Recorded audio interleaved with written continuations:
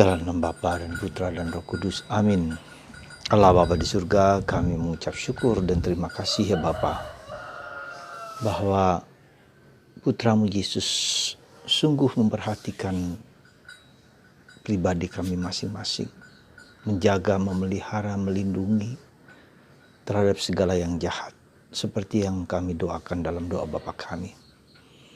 Bantu kami ya Bapa juga untuk menjaga jiwa kami dengan memperhatikan keseluruhan kebutuhan dasar kami.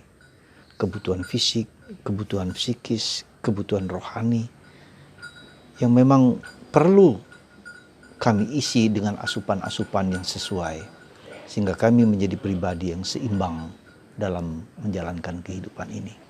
Demi Kristus Tuhan dan pengantara kami. Amin.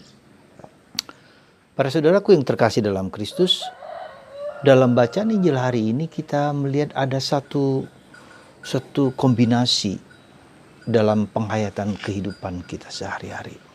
Ya, di mana para rasul yang sudah penuh semangat menjadi pewarta kabar gembira, kabar Injil, mereka sibuk, capek, letih, bahkan makan pun dikatakan tidak sempat. Lalu Yesus mengajak, mari kita pergi ke tempat yang sunyi untuk beristirahat. Ya. Dan kemudian tetapi ternyata memang kebutuhan umat pastoral itu sungguh besar, sehingga begitu banyak orang datang berbondong-bondong untuk mendengarkan mereka.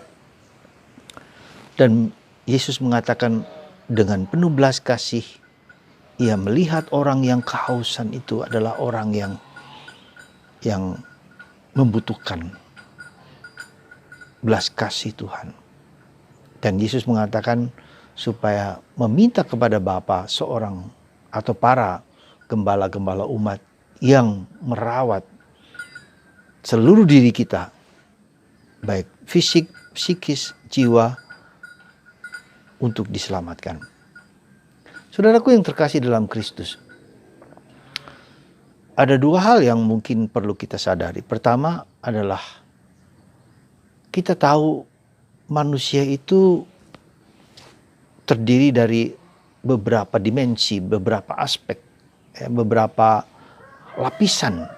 Lapisan fisik, kebutuhan sandang pangan papan, kebutuhan akan makanan, kebutuhan akan kebutuhan fisik raga kita, raganya, badan tubuh kita itu ya, membutuhkan sesuatu asupan, suatu makanan, yaitu dengan bekerja, dengan makan, dengan sandang, pangan, papan, dan semua kebutuhan-kebutuhan fisik itu.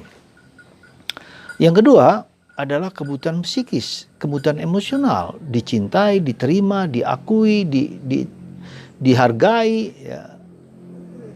Dan kebutuhan itu kebutuhan ketika seorang anak tidak diterima oleh orang tuanya, ketika seorang anak diejek-ejek terus oleh teman-temannya, dibully oleh teman-temannya, maka dia mengalami suatu depresi yang mungkin membuat dia menjadi marah, menjadi kecewa, menjadi dendam, menjadi apa. Jadi ada kebutuhan dasar manusia untuk diterima dan diakui.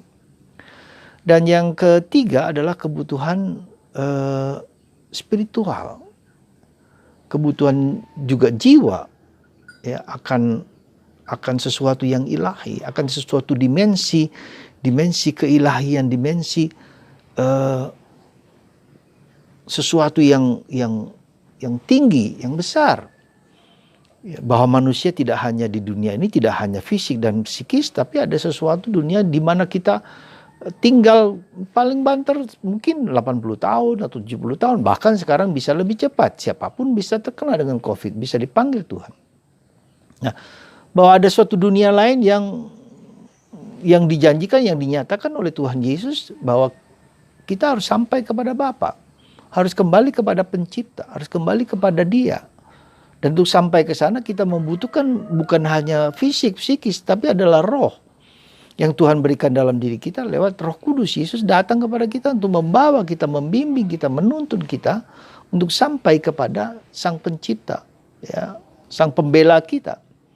Dan itulah yang sebetulnya memenuhi, ya, merangkumi dan meresapi seluruh diri kita. Karena kita adalah manusia yang terbuat dari tanah, unsur dagawi, unsur badani, unsur fisiknya ini, ya, dan kita katakanlah dalam tradisi orang Tionghoa ada 4 unsur kita ini. Adalah unsur apa? Unsur tanah, unsur badan, unsur raga, unsur makanan, ya, unsur air. Tubuh kita 70% adalah air. Udara adalah kita berhirup udara segar, dan unsur api juga kita lihat di situ kan, unsur api, unsur roh, ya, unsur yang tak kelihatan tetapi mempunyai daya dan powerful, ya. Jadi keempat itu adalah unsur yang diterangkan dalam tradisi orang misalnya orang Timur, terutama orang Tionghoa, orang Cina, dengan keempat unsur itu. Dan itu harus diperhatikan sungguh-sungguh. Keempat bagian itu menjadi suatu kesatuan yang diperhatikan. Ketika orang hanya memperhatikan aspek baragawi, dia lupa akan aspek rohani. Ya, ketika dia memperhatikan aspek air, jadi betapa kita pentingnya untuk minum air setiap hari, kurang lebih 8 gelas.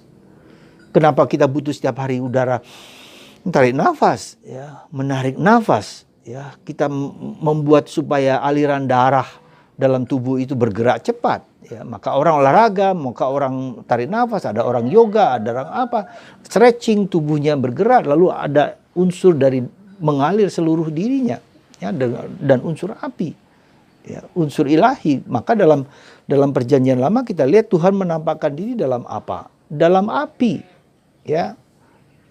Ketika di Nabi Elia dengan udara, ya, dengan angin sepuluh bahasa, tapi dengan api sebelumnya Tuhan menampakkan keagungan, kemuliaan sehingga menakutkan bagi orang-orang Yahudi, dan itu yang diminta oleh orang Yahudi supaya nanti Tuhan tidak, karena itu menakutkan. Dalam surat Ibrani dikatakan, ya.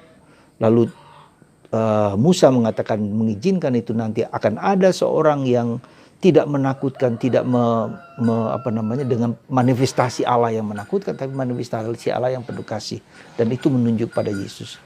Jadi saudaraku yang terkasih dalam Kristus, sekali lagi kita harus memperhatikan keempat aspek ini, ya, unsur-unsur ini, dinamika, dimensi kita ini, supaya kita menjadi manusia yang utuh, ya, menjadi manusia yang integritas, yang integer, utuh gitu loh.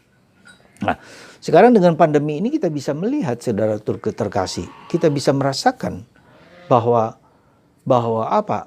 yang kita lihat sekarang ini, menghirup udara, ya, telah tercemar dengan virus-virus yang terbang kemana-mana, yang kalau kita hirup, ya, bisa merusak paru-paru dan unsur-unsur organ tubuh lain dan menghancurkannya, ya.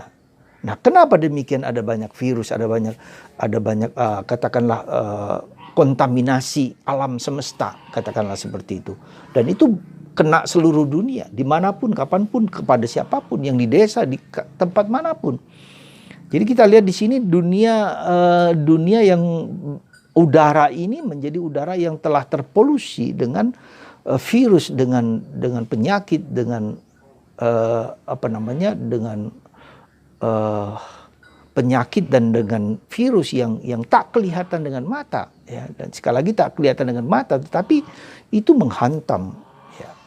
Dan hanya bisa dilihat dengan mikroskop, dengan tingkat solusi yang sangat tinggi untuk mengenalinya, bahwa itu bergerak dan menghancurkan tubuh manusia, ya. Nah, kalau kita perhatikan lebih dalam lagi, misalnya dunia internet, dunia maya, itu masuk sesuatu yang tidak kelihatan tetapi mempunyai powerful juga. Jadi ada sesuatu gerakan, menurut saya, gerakan di mana kita harus masuk ke dalam hidup rohani kita juga harus masuk ke kedalaman itu, gitu loh. Ya, kalau kita hanya fisik saja, kalau kita legalistik saja, kalau kita hanya ritualistik saja, maka kita sampai kepada gradasi ini, gitu, gradasi fisik yang kelihatan ini. Padahal Tuhan menciptakan yang tidak kelihatan. Virus tidak kelihatan dengan mata kita, meskipun bisa dilihat dengan kacamata. Demikian juga dengan psikis, ya. Kita tidak bisa melihat, tetapi bisa merasakan. Ketika orang selalu dikatakan jelek, maka tubuhnya juga kena, ya. Ketika kita mengatakan jelek, misalnya penyelidikan seorang profesor dari Jepang yang selalu mengatakan jelek kepada air atau kepada beras, maka lama-lama itu akan hancur. Tapi ketika mengatakan yang baik, yang jujur, itu kan kebutuhan psikis manusia. Ketika setiap hari dia mendapat asupan yang positif, yang baik, yang tubuhnya berkembang, seluruh tubuhnya berkembang. Demikian juga dengan binatang atau dengan, coba kita perhatikan anjing saja, kalau kita tendangi terus, maka dia marah. Ya. Demikian juga dengan kalau kita katakan kita sayangi, kita peluk dan rangkul, pasti dia akan lebih senang. Jadi sekali lagi saudaraku yang terkasih, apa yang sungguh perlu kita perhatikan dalam kehidupan kita? Keseimbangan